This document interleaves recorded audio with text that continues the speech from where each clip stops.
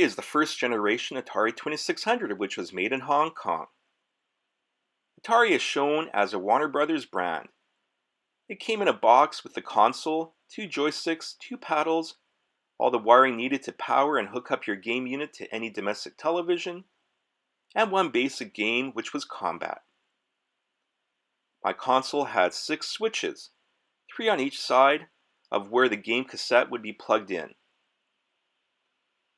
You attach the joysticks or paddles to the backside facing the television. You could buy extra games from sports to space to adventure, strategy, and more. Atari had their own in-house design team creating all their games. Others like Activision made adaptable games that could be used on the Atari system. Unfortunately, the graphics were very basic when you compare the games to an arcade. I had a Donkey Kong game for my Atari, and it wasn't nearly as attractive as the arcade example.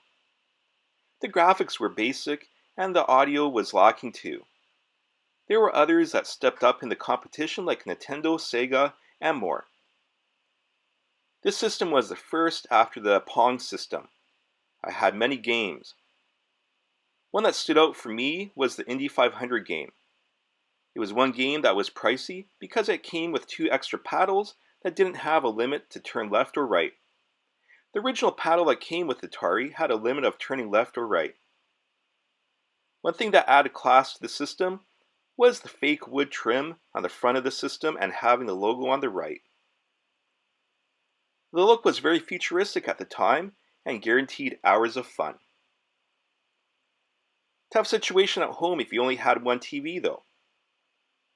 You can imagine your dad telling you to do something else so he could watch the local news.